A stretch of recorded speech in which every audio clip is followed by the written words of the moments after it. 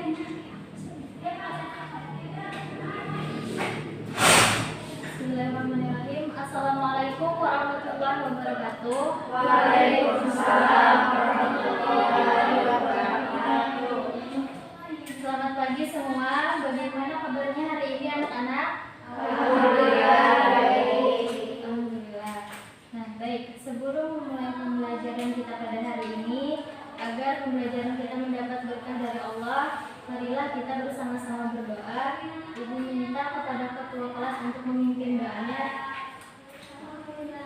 Bismillahirrahmanirrahim. Raditu billahi rabba wa bil islami dina wa bi Muhammadin nabiyya wa rasulah. Rabbi zidni ilma warzuqni fahma bi rahmatika ya arhamar rahimin.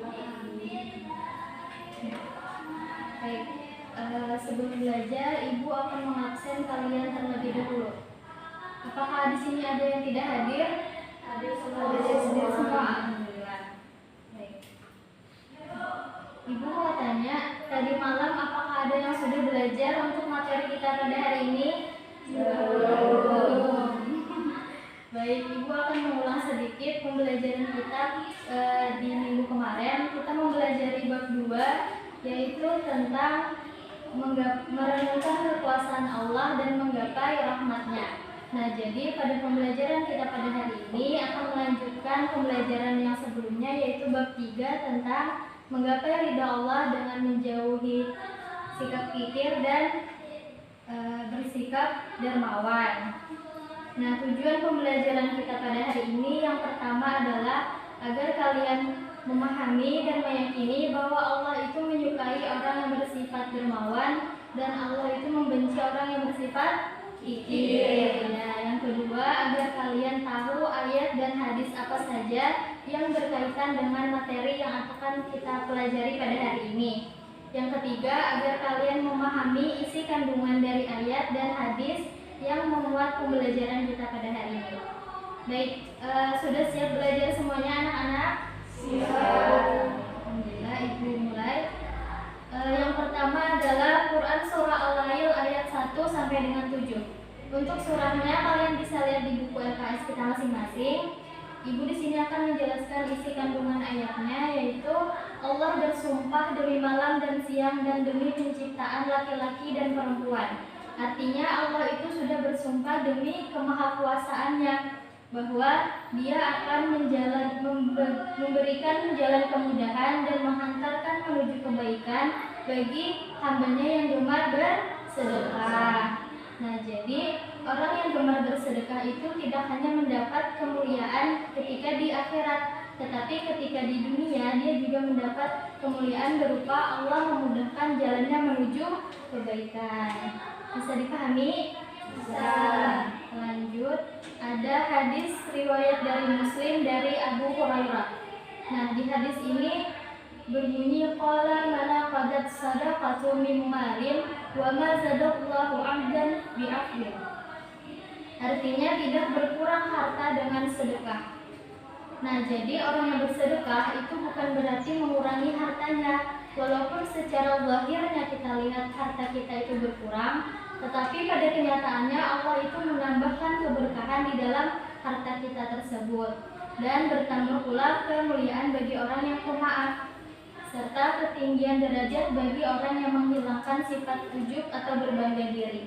Nah, jadi anak-anak ibu, kalau misalkan sudah bersedekah, maka kita itu jangan merasa bahwa diri kita itu sudah paling baik, tetapi kita tetap harus bersifat ujub, yaitu jangan berbangga kepada diri sendiri. Bisa dipahami? Bisa.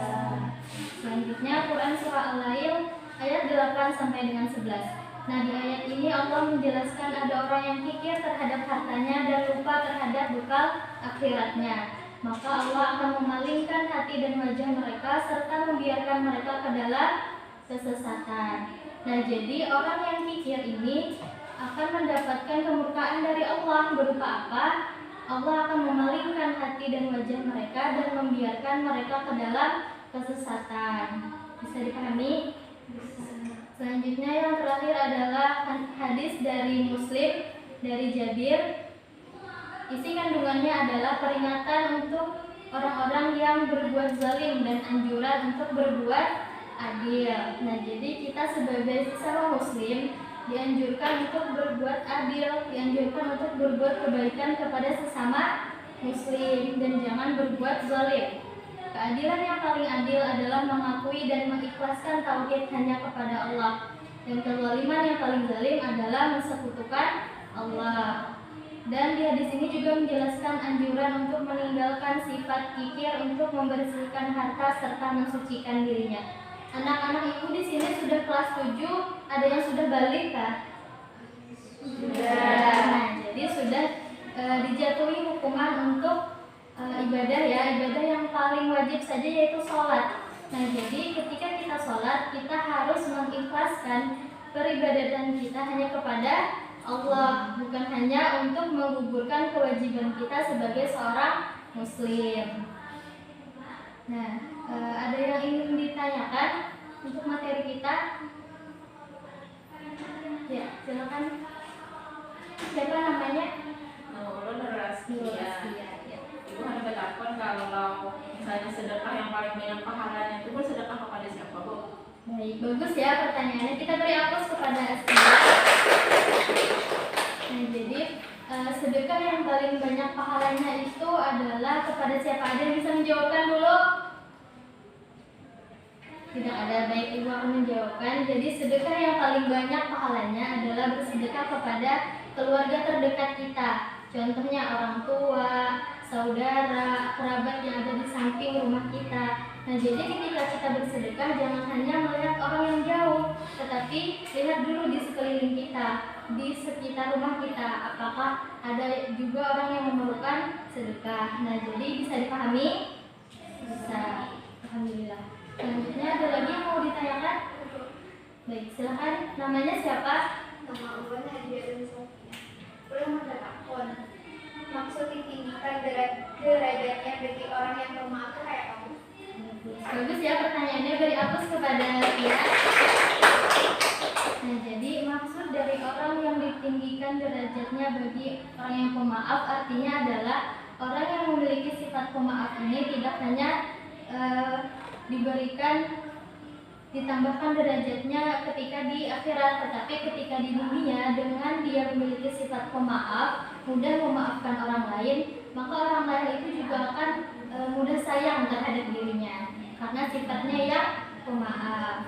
Bisa dipahami? Baik. Selanjutnya karena materi kita sudah habis, mari kita simpulkan pembelajaran kita pada hari ini. Nah, jadi yang pertama adalah Allah itu menyukai orang yang bersifat dermawan dan membenci orang yang bersifat kikir. Ya, kemudian dengan bersedekah harta kita itu tidak berkurang melainkan ditambah keberkahannya oleh Allah. Selanjutnya dengan kita berbuat baik kepada orang lain, kita menghindari untuk bersifat zalim kepada sesama muslim. Dan di dalam pembelajaran kita pada hari ini juga menjelaskan anjuran untuk meninggalkan sifat kikir agar membersihkan hartanya, serta sebagai seorang muslim hendaknya kita hanya menyembah kepada Allah dan jangan mensekutukan Allah. Baik, untuk membuat kalian menjadi lebih paham, Ibu akan memberikan beberapa tugas. Tugasnya itu kalian mencari surah ataupun hadis yang berkenaan dengan satu cerita atau kisah orang yang bersifat kikir, dan yang kedua adalah orang yang bersifat dermawan. Nah, kemudian kalian ambil intisarinya atau pembelajaran apa yang bisa kalian petik dari kedua kisah tersebut. Bisa dipahami untuk tugas dari Ibu? Bisa. Ada yang ingin ditanyakan? Ya, untuk pengumpulannya bisa dikumpul minggu depan ya, ditulis di buku kalian masing-masing saja, kasih nama dan kelasnya masing-masing. Ada lagi yang ingin ditanyakan? Tidak ada. Baik, alhamdulillah pembelajaran hari ini telah habis. Maka Ibu minta ketua kelas untuk membacakan doa setelah belajar.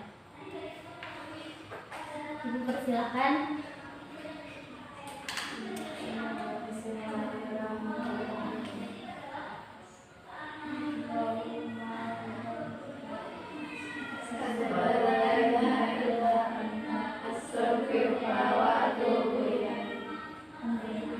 Nah, terima kasih anak-anak untuk sudah menyimak pembelajaran pada hari ini.